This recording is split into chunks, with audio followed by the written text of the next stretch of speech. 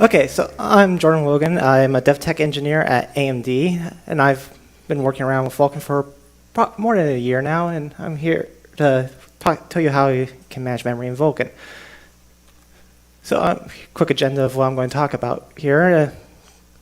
Introduce you to the current challenges of managing memory in Vulkan, and then all the different memory types that you'll commonly see out there. Unfortunately, this is mostly going to be about desktop GPUs since that's what I work with the most. There's also a bunch of tips and tricks you can do to get quite a bit of extra performance out of Vulkan and even reducing your memory usage. And there's some libraries out there that you can use to reduce the amount of work you have to do or even just get running. So real quick introduction to what the current issue is you'll run into with Vulkan is Vulkan. So with previous APIs, just a little history here, all you have to do to get memory on the GPU is just call create resource with a description of resource, and the driver handles all the work for you. But in Vulkan, we've moved that up to the application to do this, since we're a much lower level API, so you have to manage the memory on your own. So a bunch of responsibilities were moved to you. These responsibilities include managing the memory type and types, their sizes and alignments, make sure that you actually have the correct addresses, and you also have to do any sub-allocations of blocks. So you have to go through this, and then finally, after you have your memory blocks, you can actually start binding addresses to your memory. One of the questions we get a lot is, why do you actually want to do this? In previous generations of APIs, the driver was happy to do this. And that is because you know your application much better than the driver does. So you can actually achieve a much smaller memory footprint using this. And even you can optimize your application for the specific platform you're running on based off of its memory architecture. And there's a whole lot of new techniques you can do to improve your, that you couldn't do with previous APIs, one of which is actually aliasing your resources that you have, like your render targets, with future render targets and reduce the memory there. So let's start off by talking about the memory types. Now, some quick terminology is that in Vulkan, you have memory heaps and memory types. The heaps are actually your physical memory, like your VRAM and your DRAM, while a type is simply describing the actual properties of that memory and how it acts, and also which heap that type of memory uses. I'm going to show you real quick a bunch of different GPUs out there. So first off, we have Intel, which has a single heap and 2 types.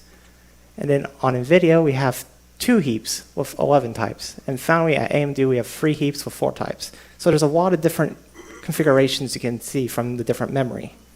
So you have to account for all of this. And deciding which memory type can actually be quite difficult. Some resources can only go into certain memory types while others can't. And also, you need to know, deciding which one is the best performance for your usage depends.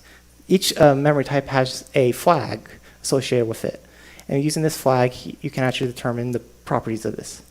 So I'm going to talk real quick here about the different types of memory you'll commonly see. Your device local memory is what you'll be working with the most. This is your VRAM, and you have no access from the CPU, so you have to use transfer commands to get your memory here. And the type of resources you want to place in this are any high bandwidth resources. So render targets, depth targets, storage, image, and buffers have the largest impact by going into this memory, followed up by anything that doesn't actually change that often to minimize number of transfers.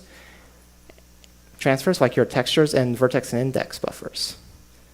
The next type of memory we have is the host visible. This is typically your DRAM if you're working on a desktop. And you can map this so you can write directly to it from the CPU. If you're working on a desktop GPU, a dedicated GPU, you'll have to, these reads will be across the PCI Express press, so there's some added latency to that. And the typical usage for this memory is setting up your staging buffers before you transfer them over to the device local. Other uses, although it's not exactly the best, but you can actually do your write once on CPU, read once for resources, like constant buffers in here, since the GPU caches all the results as it reads them in. But you should make sure you measure that in your application and make sure that isn't actually a huge amount of latency hit. You'll also use this memory for spelling, if you ever spell a device local, so that your application can keep running. Needless to say, you should probably never put any high bandwidth resources in here because of the increased latency. And this memory is by default uncached, so reads from this will be quite a bit much slower than what you're typically used to, and your writes could be write combined, depending on the driver and operating system.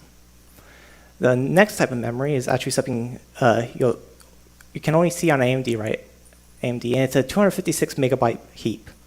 It's that third heap we had earlier, and this is again, this is VRAM, so it's on the GPU, but it's actually been mapped to CPU addresses, so you can directly write to this from your CPU, and you don't need to do any explicit transfers or anything. There's a lot of uses we found for this, but like the most obvious use is your constant buffers or anything you're constantly updating. One thing you do have to realize is that since this memory has been carved out of your normal device local heap, you could actually severely reduce that heap size, especially on lower end cards where there's only 1 or 2 gigs. This is a significant portion. So we should just also using this heap and memory type for that as a backup to that. You also got to be careful as the driver will use this heap for implicit resources like descriptors and such. So you do not want to use the whole heap, otherwise you'll just spill into your device host visible memory. And as with the previous one, this is also uncached and could have write combined. With that, even worse is it's across PCI Express bus, so reads are very slow from this memory. Finally, we have the host visible host cache. This is system RAM. You'll find this acts just like the memory you're used to in like C and C++ with reads and writes cached. The GPU can also read this memory and snoop the CPU cache. There's some added latency to that. And you'll typically want to use this for any readback resources that you need fast reads from the CPU, or even if you're doing random access on them. And since the GPU can write to this, you can even skip transfers. Okay, so those are the 4 typical types you'll see. We actually have AMD APUs, and these are a little weird, so I wanted to put this last. First off, you'll notice that it has the exact same heap and type structure as our dedicated GPUs, and that's because we actually do get some faster, certain portions of the memory is actually faster.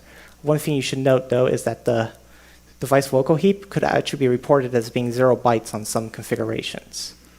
So the memory is actually really unified. It's all coming from your DRAM, but there is a portion of that memory that is much faster, and we report that back as the device local.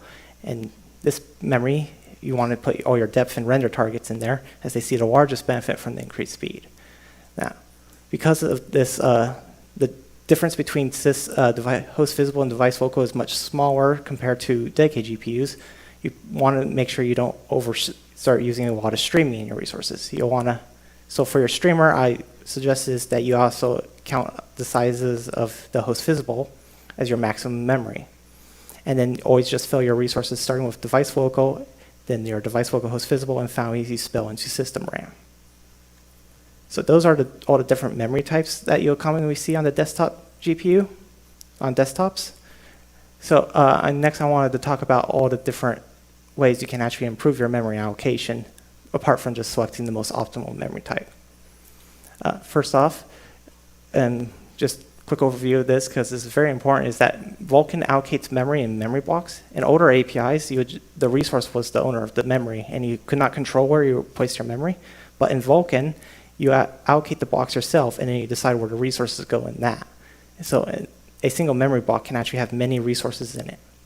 And this allows a lot of interesting techniques you can actually now add. You can start to try to pull all your similar block memory resources together that have the same alignment and size to try and reduce the amount of wasted memory due to alignment. Or you can just pull all your object resources together to make it to simplify streaming in new resources, since they'll all be in one contiguous range. Now, there are some things you have to be aware of with the new memory block architecture. One is that you have to sub-allocate, otherwise you'll run into a lot of issues. For one, there's a very small limit on the maximum number of allocations you can do. If our driver reports back 4,000 of them, and so you cannot do a single resource per memory block. So our recommended solution to this is to always use much larger blocks. 256 megabytes is the one that we have found to be a good default size, unless you're on a small heap. And then you break that up, and then you just sub-allocate your resources from this. Also, you should note that these allocations are very slow. They're equivalent of doing a virtual allocation in Windows, as it goes down to a pretty low level. And so you should definitely not do this during any places where a hitch in amount of frame time could cause issues. The next thing I want to talk about here is that overcommitment.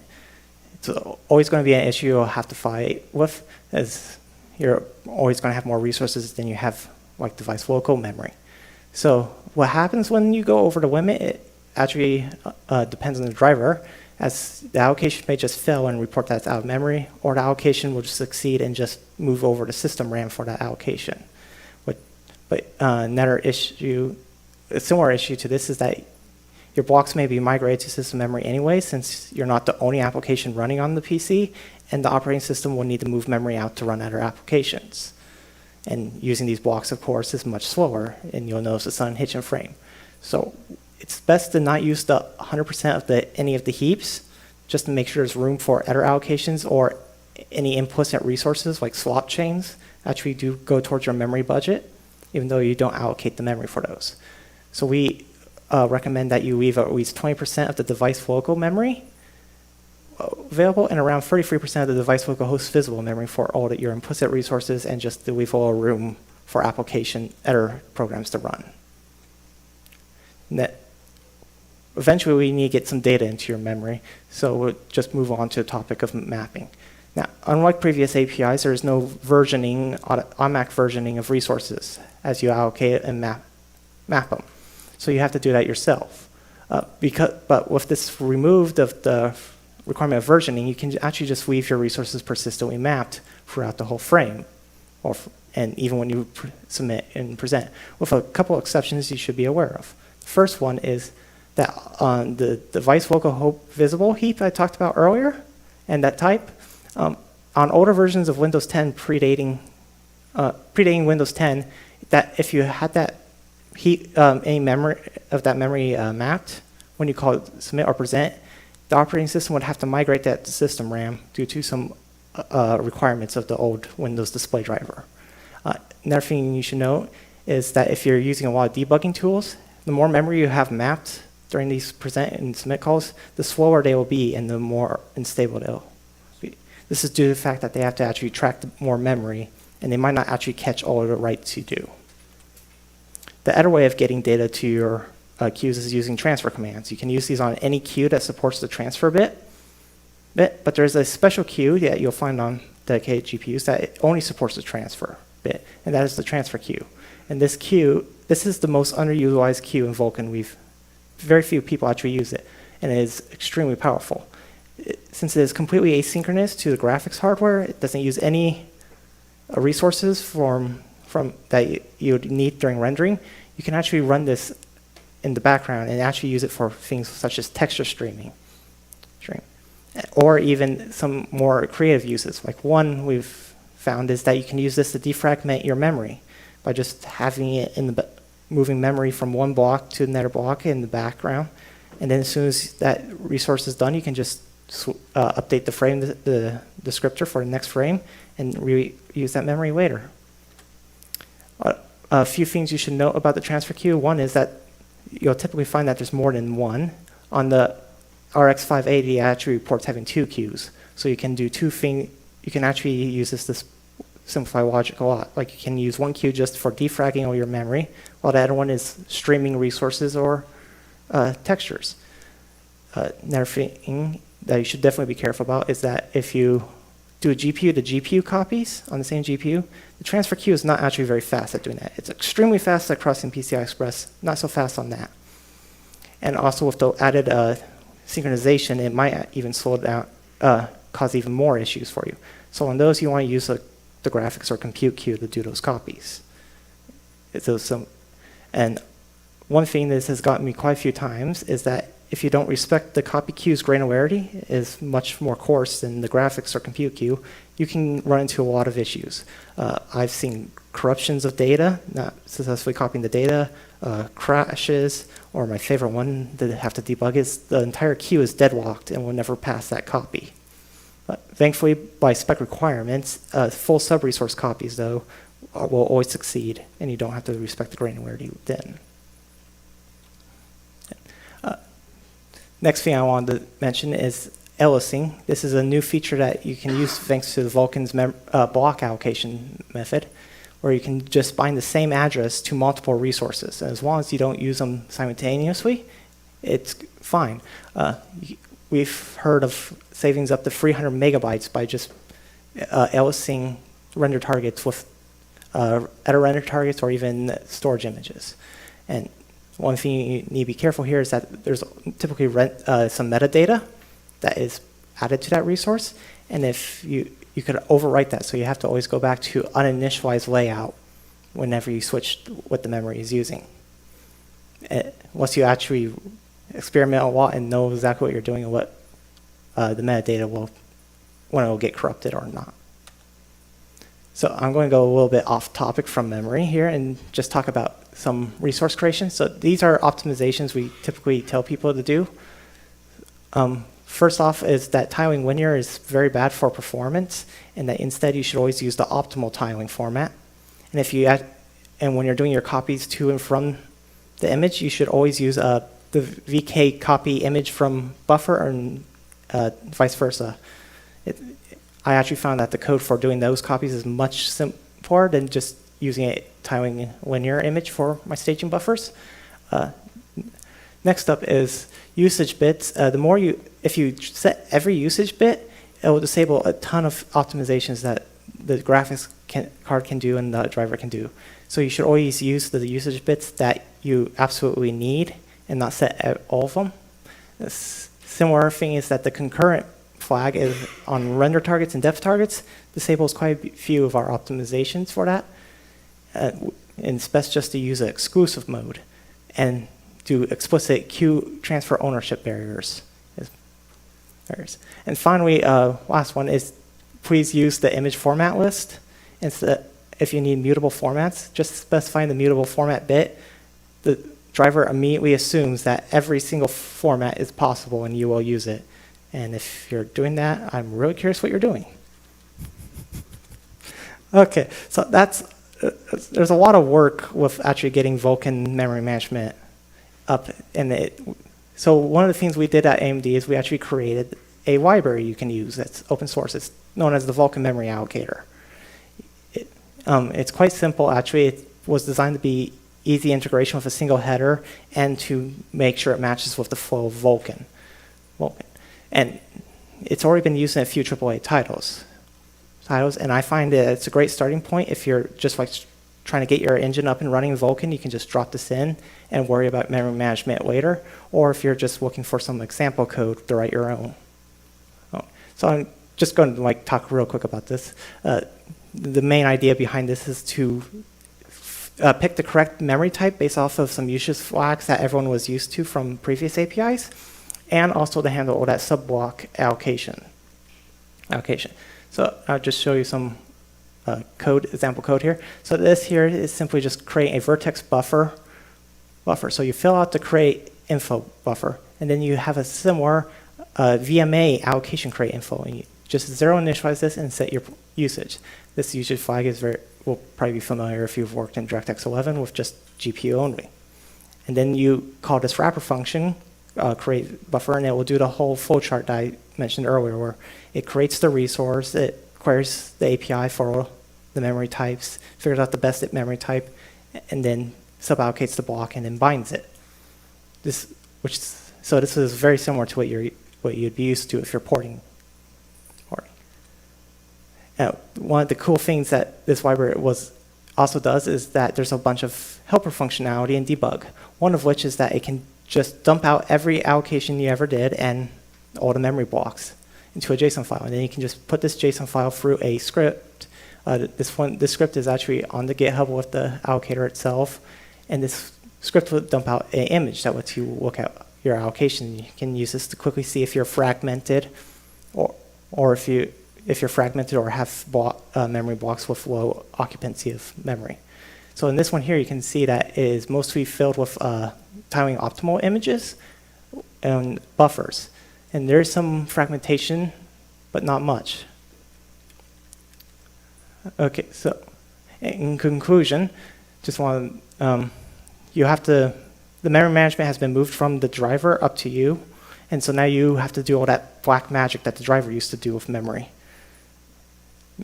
And so now it's a multi-step process and such. Also, all GPUs differ quite drastically between their different ways they actually handle memory. So you actually have to account for that in your engine instead of just allocating and hoping the API does the correct thing for you.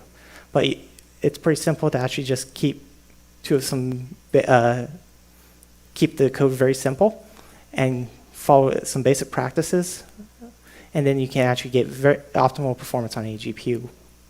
And of course, there's actually open source libraries to help you out with this. Here's some references if you guys want to take a look at these. There's quite a few articles by various IHVs, and my favorite resource is actually the Vulkan hardware database, since a lot of times I'll be asked to help debug on the hardware I don't own, but I can just go look up what its memory types and heaps are and what it supports. Thank you.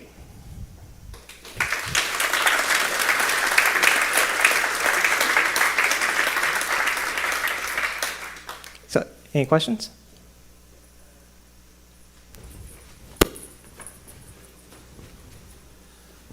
Does the AMD allocator is available on NVIDIA cards, or it's just specific to AMD cards? Oh, the allocator, memory allocator. It works on NVIDIA too. Okay, cool.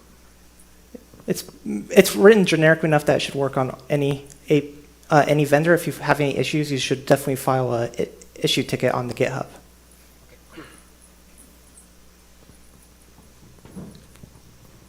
So one of the use cases that I generally don't see you guys tackle is that you always assume we're allocating small resources. So one of the use cases we have on our APIs, and I know other people have it too, is that we actually have super large resources that grow and shrink. So I know sparse resources are a thing in the API, but I know that is not super well supported across all vendors right now. So yeah, it's currently not very well supported, and there's a lot of reasons for that you'd have to actually ask the people that work on that for reasons why. But I would probably just allocate a very large block, like dedicated block to that, and then just streaming into it as best as you can. Yeah, so we do have a lot of these things. It gets to a point when you combine that with the restrictions where you're basically saying try to keep this amount of memory free. It kind of is not a scalable solution. If we actually need memory to be contiguous, then this is a very important use case in our view that should be tackled as a primary concern too, not just assume all our resources can be sub-allocated. That's obviously one use case, but the other use case is also quite important. And the second thing is, I understand the spirit is now memory is your concern, but it also gets to a point when you say, oh, but the driver behind the scenes might actually allocate this in a different pool. So this kind of breaks the spirit a little bit. So maybe we need an interface where that information is given to us too, because that actually might translate into performance issues that we will have to tackle. So maybe there'll be some extension, or do we need to actually use OS-specific information to make those decisions, or should that be standardized in some way? Yeah, I'd have to defer that question to Alon since he controls the API. Or I think that'd be a good starter question for the discussion panel, because there's different views, and as you can see, this is where it comes to what can we say and what can we not when it is vendor specific. But I think the large allocation point is one that we should take back. And definitely give us any feedback you have on Vulkan, as we also like to see that, and so we can actually prioritize what vendors want. Yeah, sorry, I was a bit lost some point. When you do the memory allocation, you said it was two types. That's one can be mapped to the host, the other on the device memory. But for the device, like what kind of handle that you can use to, like, is there any API bound to transfer memory or? Oh, transfer me? Yeah. So for transfers, it's just copying from one address to another. Oh, okay. So you just give it, so like VK copy buffer to image, you give it a buffer address resource handle and a image handle, and then it'll do the copy for you. Of course, there's some sub-resource. So in that case, you have to actually have two memory allocated, then you can do the transfer, right? Yeah. So typically you would map your a host visible page type, put all your data in there, and then you would call a transfer command with that as the source image, and then your destination image. Okay, so just for confirmation, the basic unit in the memory allocation is that block. Oh, sorry, say that again. The basic memory management unit that you mentioned is the block unit. Yeah. Okay, thanks very much.